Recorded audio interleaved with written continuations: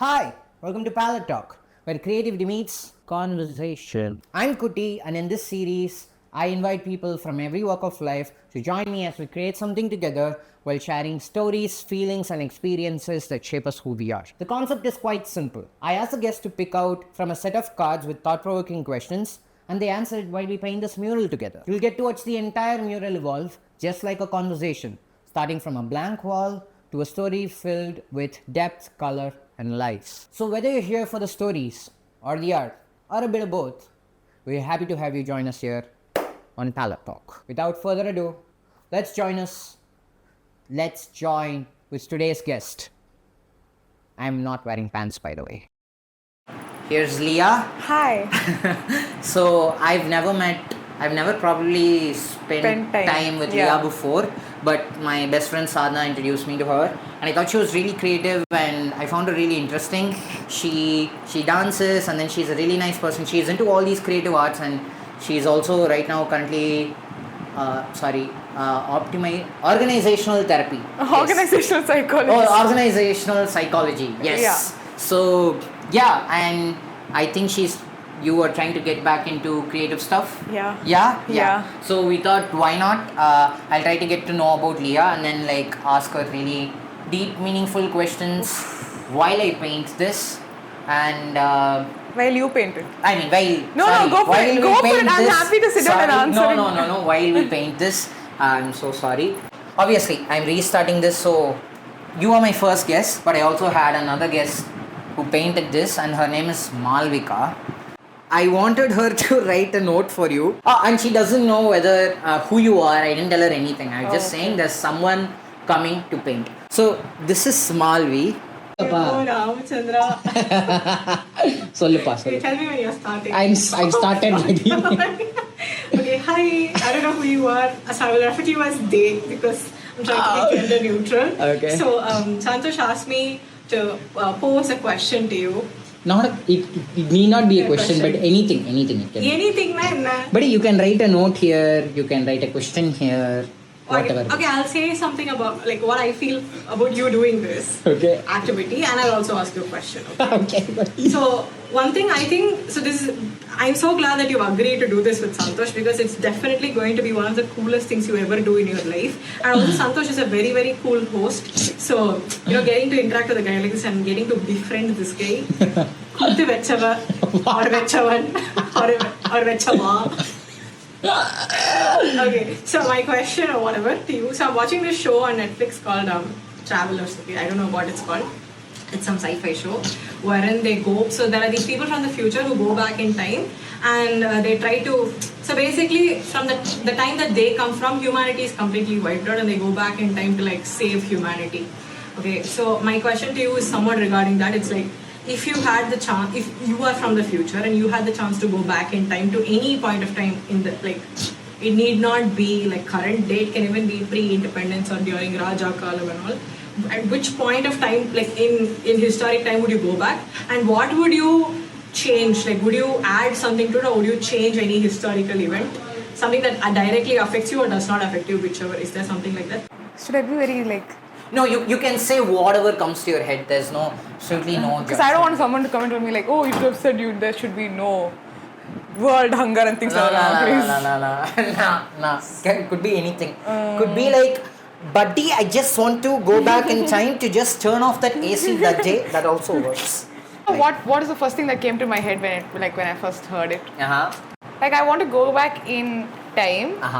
And go back to the time where Maniratnam was shooting Nayagan. Ooh, okay. And I just wanted to, knock him in the head for killing Kamal Hassan's wife, Suganya only. But I was she's such a sweetheart, don't kill her, please.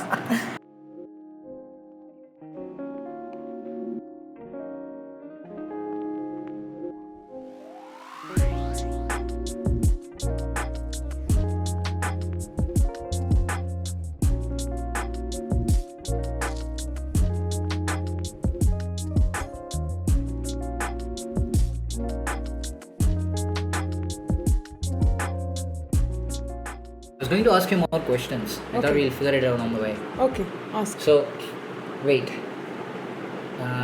When do I get to pick up those chips and all? Those seem like cool things to do. And that some Oh, yeah. 6 questions I'm supposed Chicks illappa, cards. to. Chips I meant. Oh, chits you meant. Okay. I was like, what do you mean you're going to pick up chicks na? எனக்கு புரியல.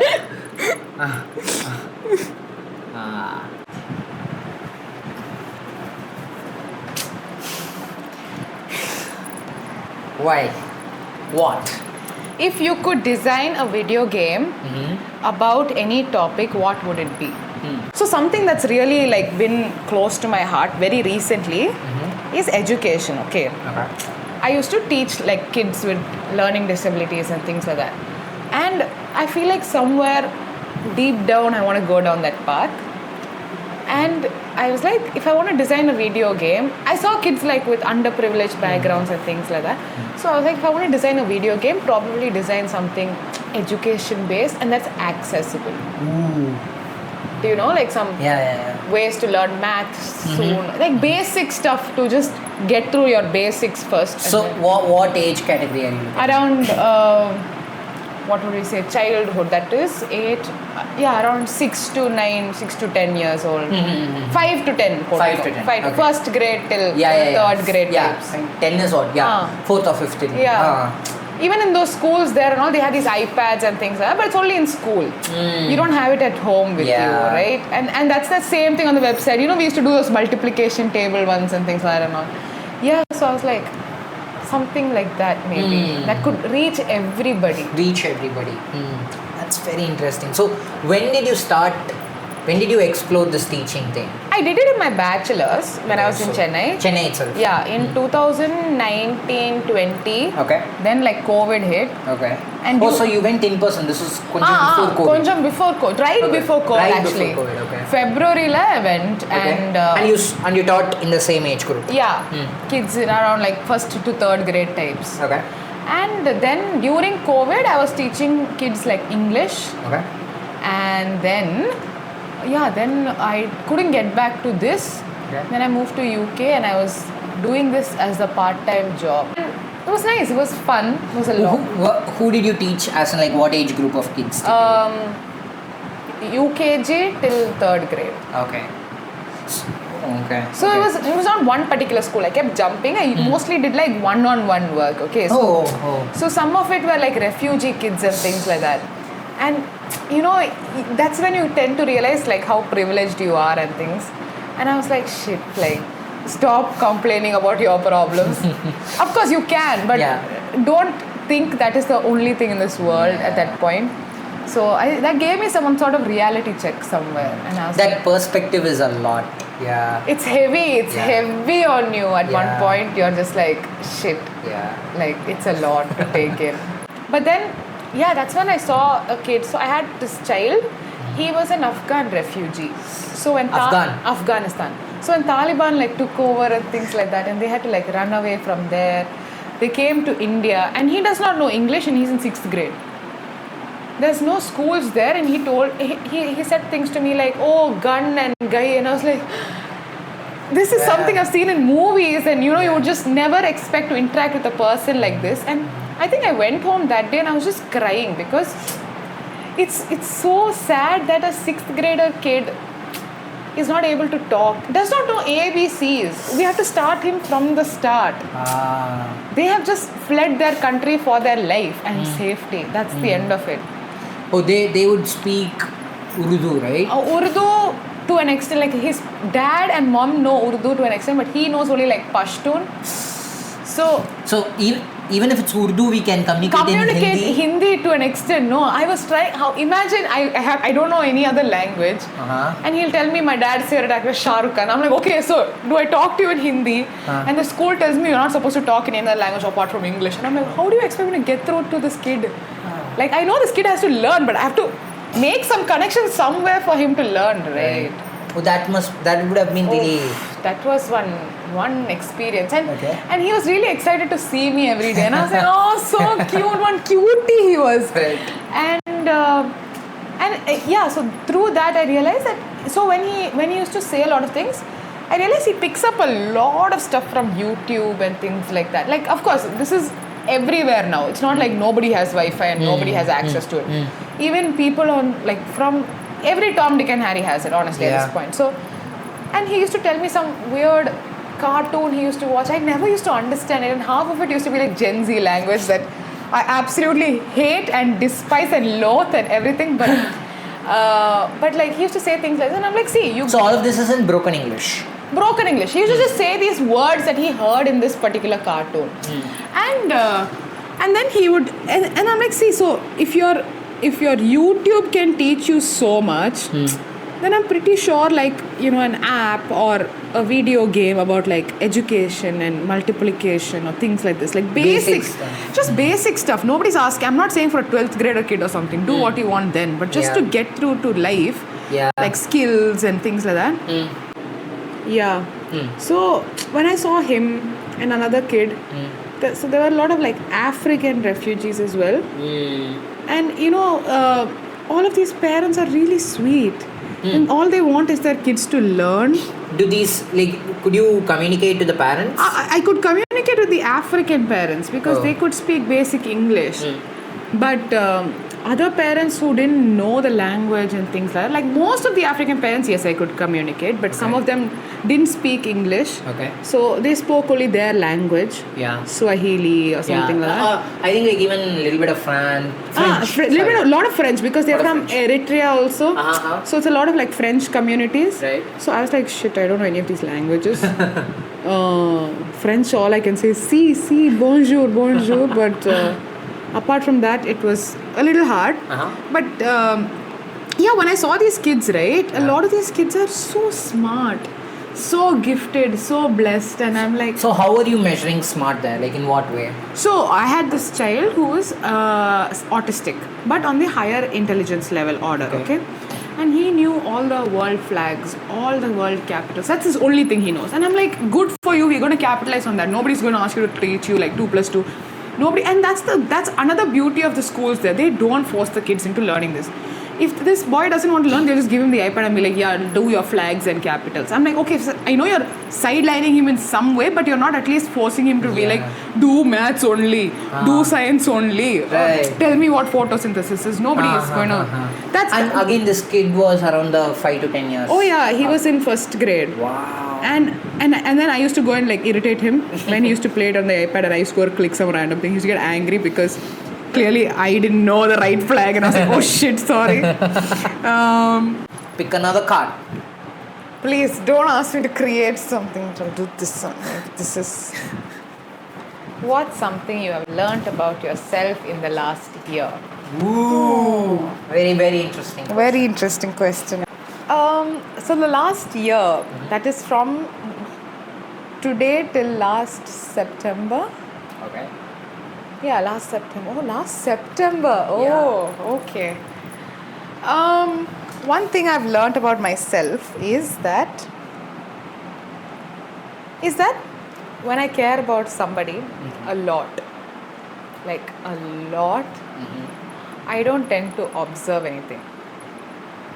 And that did come to bite me back in the wrong way.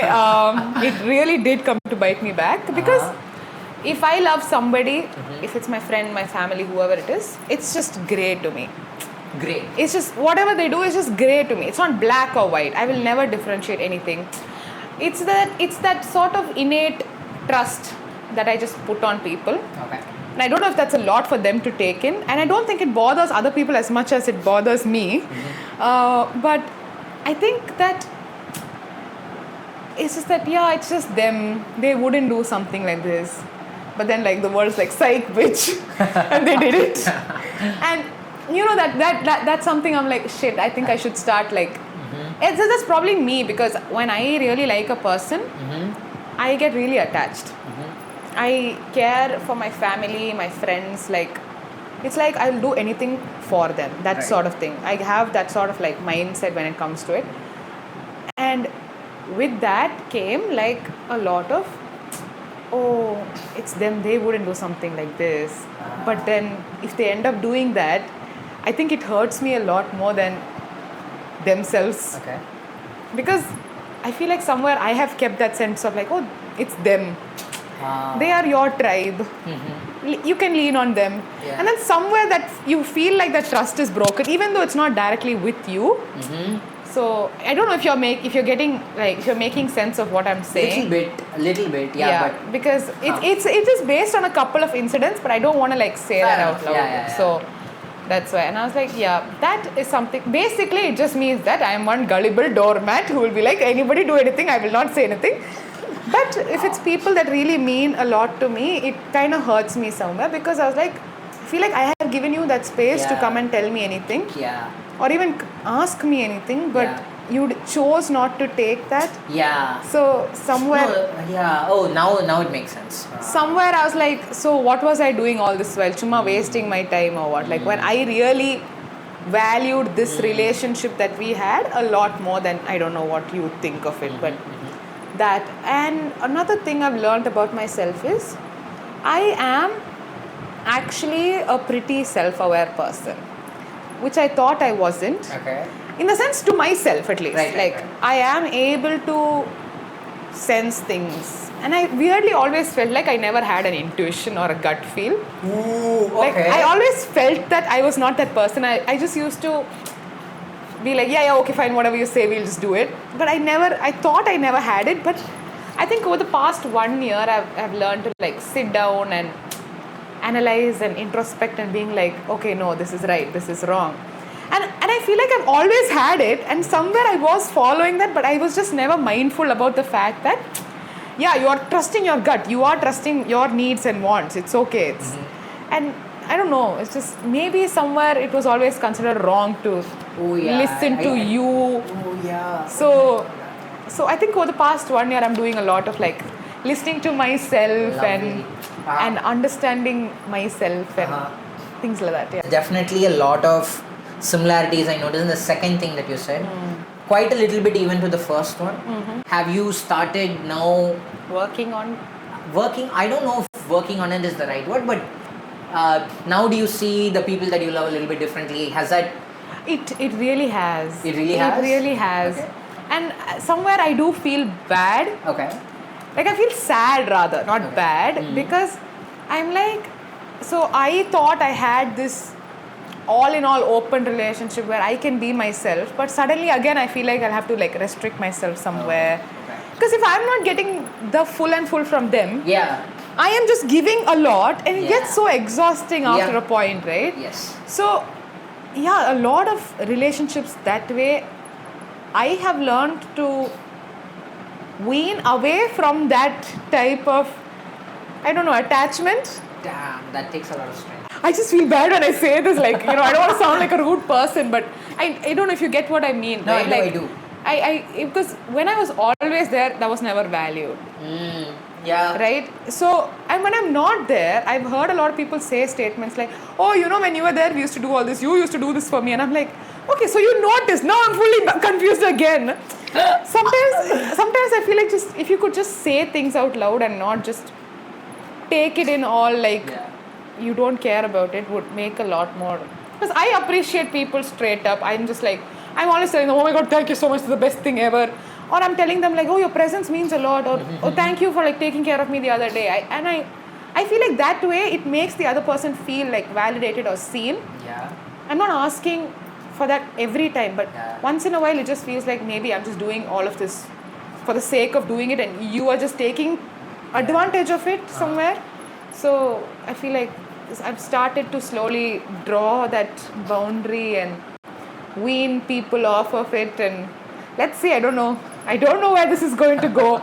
I feel very cool saying all of this out loud, but yeah, I just genuinely don't know where this journey is going to take me though.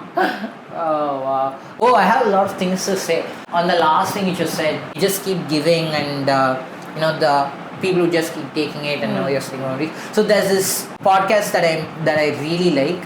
It's called this neuroscientist. His name is Andrew Huberman. You may have come across him. Okay. Neuroscientist from I think Harvard or Stanford, I think. Okay. And then he has these really interesting in-depth podcasts. So these go on for like hours and hours together. Ooh. So there was this one. So recently there was this other. I'm not sure if she's a neuroscientist, whatever, but she's some life coach, and her name is Martha Beck. I feel like I've heard of Martha. Yeah, and she writes a lot, everything. Okay. I don't know, like the energy itself was very nice where they were discussing topics around these lines, and she was explaining something along the lines of people in general, there are going to be people who are in nature going to be taking everything, and it's human nature, like, regardless of how good or whatever, regardless of who, whether their parents, how close to us, there's always going to be, if you're going to keep giving, I'm going to keep taking. Yeah, if you're going to keep giving, I realize that if I'm going to keep giving, people are going to keep taking it. Yeah. Until I stop giving and then they realize that, oh, it was coming from somewhere. Yeah, and I noticed some parallels there as well, and I thought love was never-ending giving, And is that true? No, not absolutely not. I thought no matter what, I should always be there for them. I should keep giving, even when I can't. I should show up. There's always a no matter what, no? Yeah, that's the biggest problem. Yeah, that is what I thought. Yeah, that's exactly what I thought also. And yeah, she was saying. So this, I started rephrasing this, let's say, year earlier, but it's not like one big aha moment I have. It's these micro learnings. Yeah. But when she said this, it was very interesting. So she was also like, you want to give so much, it's also because somewhere that shows that you don't respect yourself enough to love yourself. And I think a little bit it's a lot to take in. It's a lot to take in, yeah.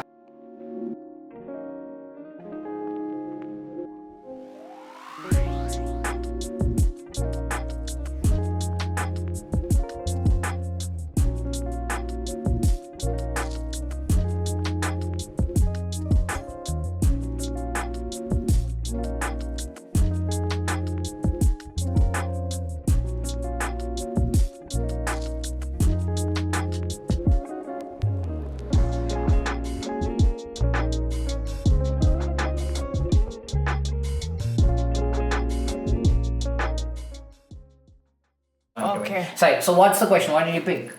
If you could have a conversation with anyone dead or alive, who would it be and what would you speak about? Ooh. Okay. Actually, can I ask you this question? I'll answer, but you tell, then only I'll get some idea. Oh, okay. If I could speak to, oh my god. Anyone dead or alive, who would it be and what would you speak about? Ooh.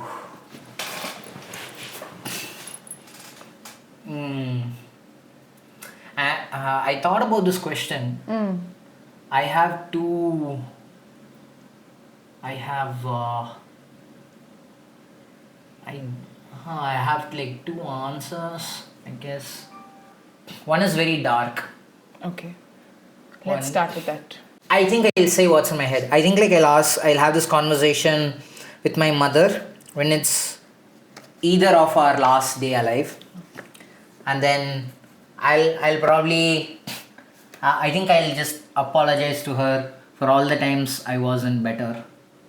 I think that's what that's like the first thing that came to my head. So yeah, so that's one thing. The other thing I think I would do is I think I would have a conversation with the future me for sure. Yeah. Right now, I don't think there is. At least I'm in a phase where I don't have. For the first time in a long time, where I don't have like inspirations, I would say. Like that part of my head is just blank. Interesting. So I want to have a conversation with myself 10 years from now.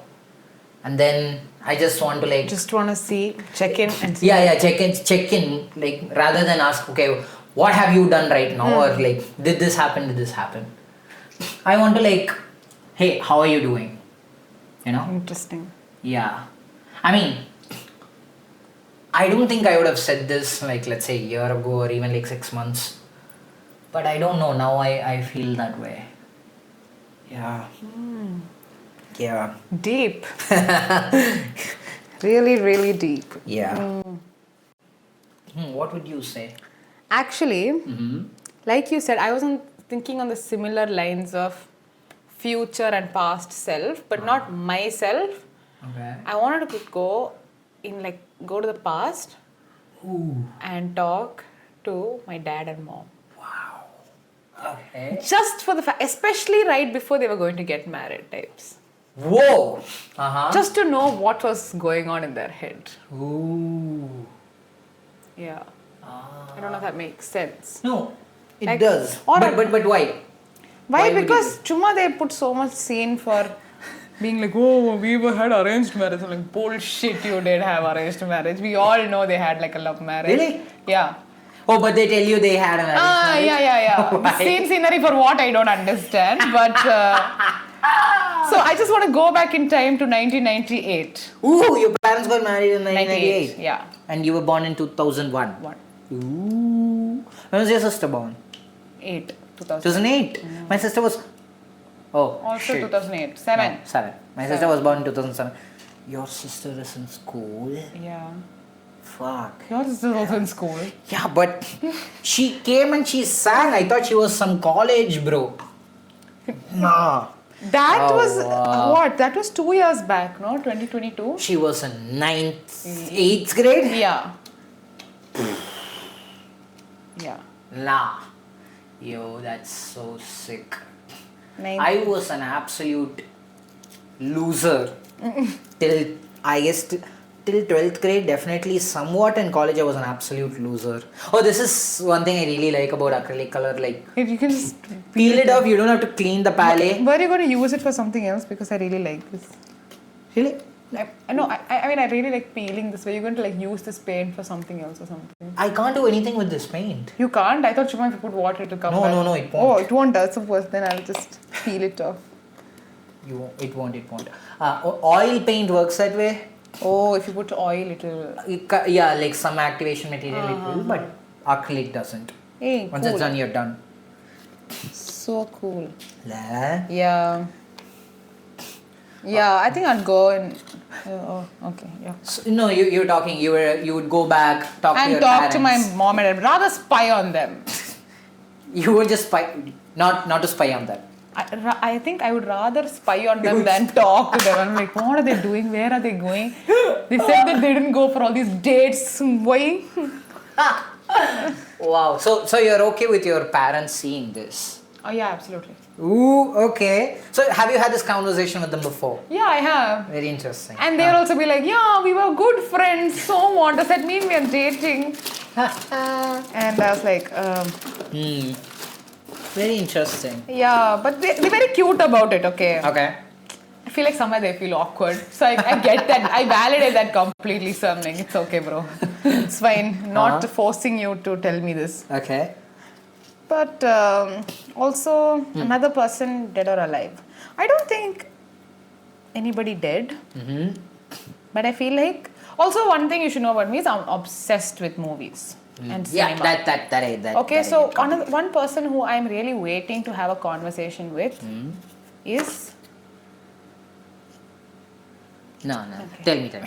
is Kamal Hassan. Wow. I am a big Kamal Hassan girl. But if you want to say Kamal Hassan cunning. I recently found out that word and what it means. And I was like, ew, gross. What's something that you are most proud of yourself? Why? Why not? What should I say? Question? No, I know the question, but I'm like thinking what I should say. Whatever comes to your mind first. I think I'm very proud of the fact that I learned to live alone. Like, manage my life and things like adulting basically. Yeah. I thought I couldn't do that. Okay. But So this was in UK. Yeah, it started off. I mean, I moved to hostel when I moved to Chennai. Okay. Hostel. Yeah. So Chennai, you were in a hostel. First year I was in hostel. Oh. Second year COVID. College hostel. Yeah, Velila hostel. Second year COVID vandirthu. Okay. And then third year I was with my grandparents. Adukapram I went to UK. Okay. So technically I have somewhere learned to live on my own. Okay. But not financially independent, of course. As of now, I'm still dependent on my parents. But that also, I've learned to like manage expenses. So you came here and then you found the house by yourself or with your parents. Yeah. Okay. And then That's actually like our house only. oh. That I felt a little bad because we kicked off one tenant there. We were like, please, can we have this house? But it's like a super old flat and they wanted to keep that because they are also moving back to Chennai and things like that sooner or later. So once your parents come here, they'll probably. Stay, Oh, so you're a Besant Nagar girl. I'm always a Besant Nagar girl. I mean, you strike me as one, for sure. Always a Besant Nagar Yeah. girl. So is that like your favorite place in Chennai as well? Besant Nagar? Yeah. Besant Nagar, yeah. Besant Nagar is always going to be my comfort place. Okay. Especially Blue Cross Road. Ooh. And I think another favorite place of mine in Chennai would be Mount Road. Yeah. My hostel used to be in Egmore, like bang opposite like Ethiraj and things like that. Okay, so Mount Road is just straight down the road. Spencer's is in the corner. Oh. And my dad grew up in Mount Road. Oh. So Both your parents are proper Chennai. yeah, my mom grew up in this Kachra area of yours only. Oh, Anna Nagar. Anna Nagar. And Anna Nagar is not, I mean, they joke that Anna Nagar is not Chennai. Anna, you also believe that? Anna Nagar is too posh for Chennai. Look at this place. See, you're telling posh. I'm telling Anna Nagar is not part of Chennai only. Why? So far away. I mean, for me, Anna Nagar is like literally backside, but Anna Nagar. So okay, so I'll tell you like I'm a very proper middle class boy. Okay, I've been like part of my what do you call it? Like dreams also come. I mean dreams or whatever. That mindset is there.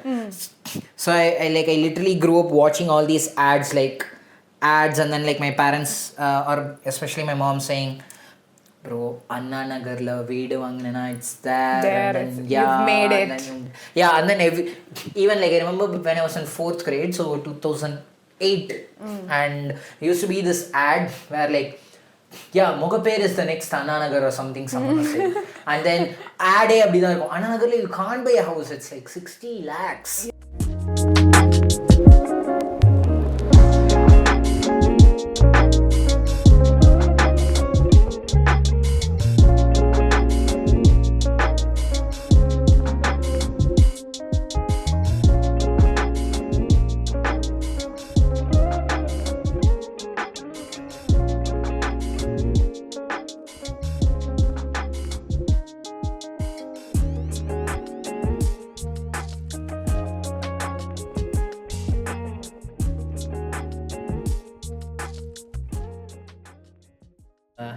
What to say? Obviously, my reportees, they're really nice people. So what I do is, I don't know, like I've always.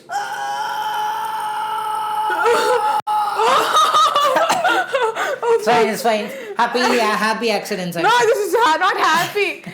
You. No, leave it. You can't do anything now. We have to put white on top of that. I mean, you never know. That's Leah's Mark. Please, can you put white on that? My buttercup was looking so cute before. This is right. Told you, no, I have no sense only. No, don't say that. It's fine.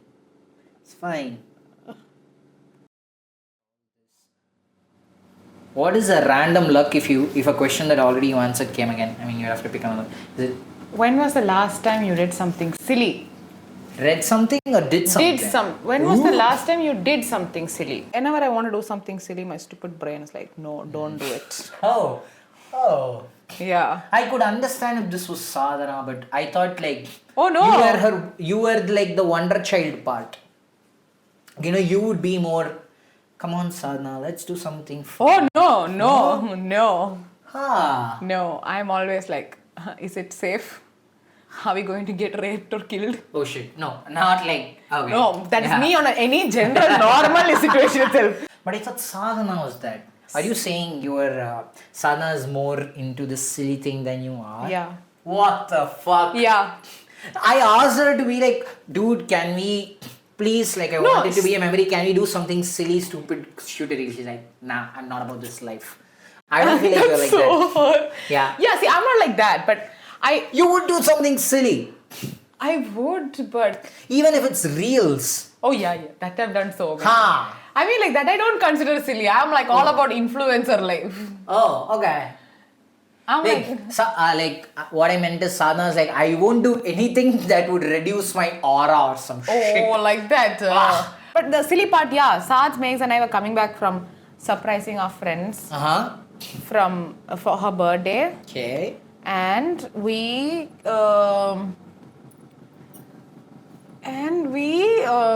the auto driver was just playing music out loud and I was just like, அடுத்த பாட்டு போடுங்க. And he was like, what? And I'm like, பாட்டு பிடிக்கல, அடுத்த பாட்டு போடுங்க. Chennai? In Chennai, like 2 weeks back. Oh. It was you and Sad's? Megs. Three of you. 3 of us. Okay. So, yeah. I think I was just singing along and they're just getting embarrassed by me. I was like, come on, Anna, hit it. I'm all about this auto disco life.